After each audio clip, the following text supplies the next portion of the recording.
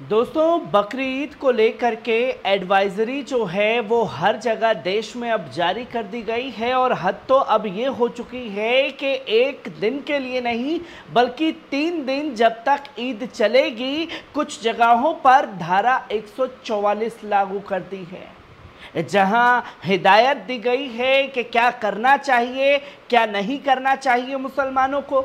अगर ये करेंगे तो आपके ऊपर कार्रवाई हो जाएगी, अगर ये नहीं करेंगे तो आप कार्रवाई से बचे रहेंगे।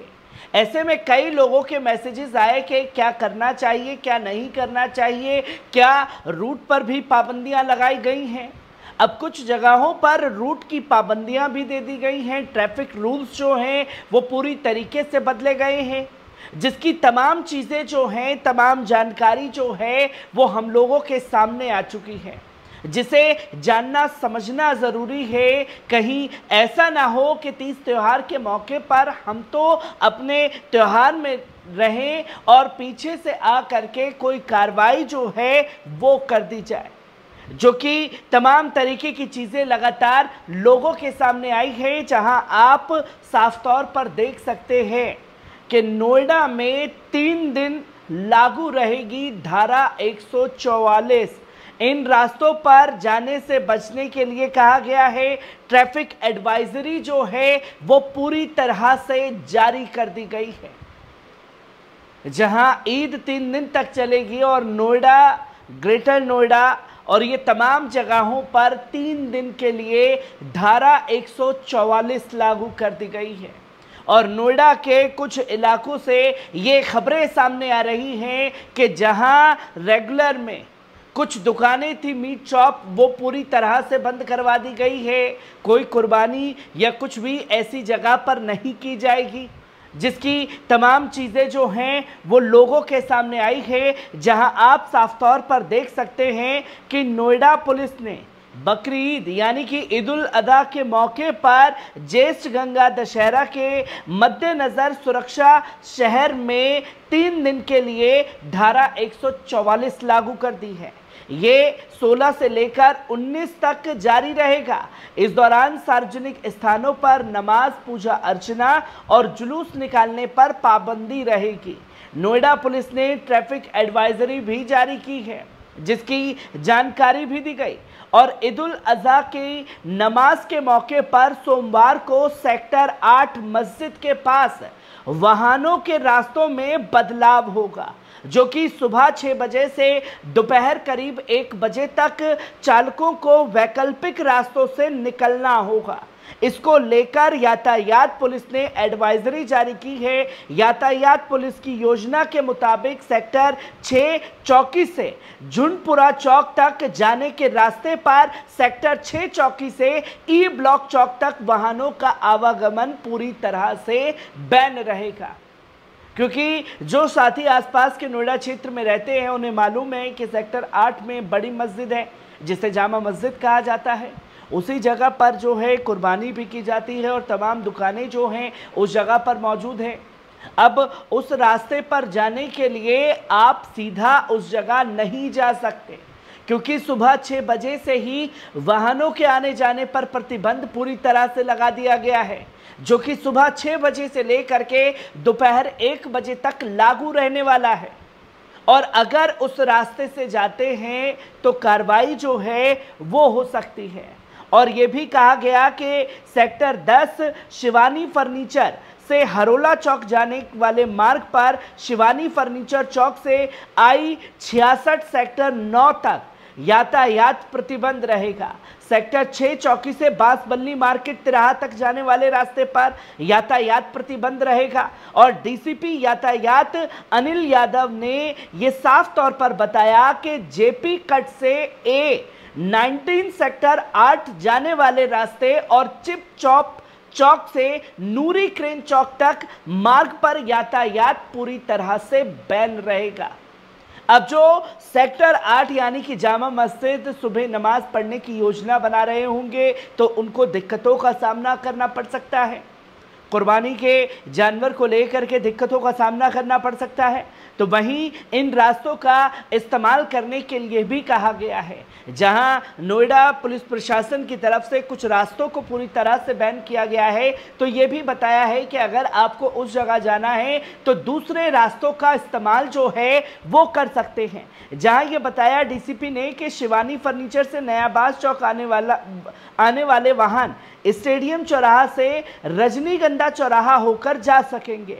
गोल चक्कर चौक से झुनपुरा चौक की ओर जाने वाले वाहन रजनीगंधा चौक से स्टेडियम चौक होकर जा सकेंगे। झुनपुरा चौक से शिवानी फर्नीचर चौक होकर हरोला और नया बास आने वाले यातायात स्टेडियम चौक से रजनीगंधा होकर अपनी गाड़ी को ले जा सकेंगे, जिसकी जानकारी दी है। मतलब जो सीधा रास्ता था वो अब घुमा करके जाना होगा अगर उस जगह पर आपको पहुंचना है। और जिन जगहों पर पाबंदियां लगाई गई हैं गाड़ी के आने लाने ले जाने को लेकर के, वो सुबह 6 बजे से लेकर के तकरीबन 1 बजे तक जारी रहेगा। और ये सिलसिला जो है सिर्फ उत्तर प्रदेश के नोएडा में ही जारी नहीं है, बल्कि उत्तर प्रदेश में कई जगहों पर हाई अलर्ट जारी कर दिया गया है। धारा 144 जो है वो लागू की गई है, जिसकी जानकारी दी गई है। और ये भी बताया गया है कि हैदराबाद में कुर्बानी को लेकर नियम कानून जो हैं वो भी बना दिए गए हैं, जिसकी जानकारी भी दी गई। और ये बताया गया कि बकरी ईद को लेकर के सबसे ज़्यादा कड़ी सुरक्षा व्यवस्था उत्तर प्रदेश में देखने को मिल रही है। राजधानी लखनऊ समेत सूबे के सभी प्रमुख शहरों पर पुलिस मुस्तैदी से जुटी हुई है, जिसकी जानकारी जो है वो दी गई है। तो वहीं सबसे पहले अगर बात की जाए सिर्फ उत्तर प्रदेश नहीं बल्कि तेलंगाना हैदराबाद से भी रिपोर्ट सामने आ रही है, जहां तेलंगाना में भी सुरक्षा व्यवस्था काफ़ी कड़ी कर दी गई है। राजधानी हैदराबाद में लोगों से अपील की गई है कि वे जानवरों की कुर्बानी के बाद उनके फेंके जाने वाले हिस्सों को महानगर पालिका के कूड़ेदान में ही डालना होगा। ईद से पहले की तैयारियों पर साउथ जोन की डीसीपी स्नेहा मेहरा ने कहा कि आपसे निवेदन है कि विभाग और सरकार द्वारा दिए गए दिशा निर्देशों का पालन करें, अन्यथा आपके ऊपर कार्रवाई की जाएगी। और ये भी बताया गया कि ईद का त्यौहार मनाएं। हमें उम्मीद है कि एक बार जानवरों की कुर्बानी होने के बाद पदार्थ जो हैं डिब्बे में डाला जाए, ताकि हम अपने शहर को साफ सुथरा बनाए रखें।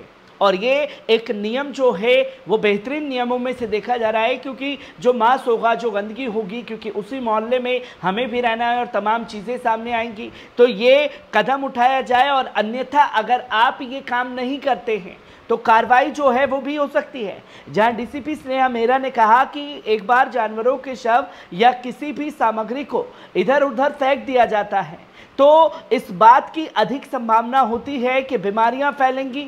हमने ये सुनिश्चित किया है कि सभी मस्जिदों में उचित व्यवस्था की जाए ताकि नमाज शांतिपूर्ण ढंग से संपन्न हो सके। पर यहाँ हैदराबाद में ऐसा नहीं कहा गया कि आप भाई खुले में नमाज नहीं पढ़ सकते, कोई गाइडलाइंस या इस जगह पर यातायात नहीं ले जा सकते। सिर्फ ये कहा गया है, हैदराबाद में एडवाइजरी जारी की गई है, जो खाल होगी, जो चीज़ें होती हैं वो इधर उधर कहीं ना फेंके। तो वहीं नोएडा में धारा 144 लागू हो चुकी है। यूपी सीएम ने कानून व्यवस्था पर कड़ी करने का निर्देश दिया है और ये कहा है कि उत्तर प्रदेश के मुख्यमंत्री ने के आने वाले त्योहारों के मद्देनजर कानून व्यवस्था दुरुस्त रखने के वाले अधिकारियों के साथ बैठक की, जहां सीएम योगी ने कहा कि 16 जून को गंगा दशहरा है, 17 जून को बकरी ईद है, 18 जून को ज्येष्ठ माह है और मंगल का पर्व और 21 जून को अंतर्राष्ट्रीय योग दिवस का आयोजन है। तो जुलाई महीने में मुहर्रम और कावड़ यात्रा जैसे पवित्र कार्यक्रम होने हैं। स्वाभाविक रूप से यह कानून व्यवस्था की दृष्टि से 24 घंटे एक्टिव रहने की ज़रूरत है। नसीहत दी गई है कि 24 घंटे एक्टिव रहे। वही प्रतिबंधित जानवरों की कुर्बानी के लिए एक जगह जो है, कुछ जगह अलॉट की गई है। उत्तर प्रदेश के लोग उसी जगह पर जाकर के जो हैं अपने हर एक काम को अंजाम दें, अन्यथा कार्रवाई हो सकती है। पर सवाल ये खड़ा हो जाता है कि कोई भी तीज त्योहार अगर मुसलमानों के लिए आता है तो क्यों इस तरीके का माहौल बना दिया जाता है कि साहब ये त्योहार आ गया है और देश में सबसे बड़ा खतरा हो सकता है।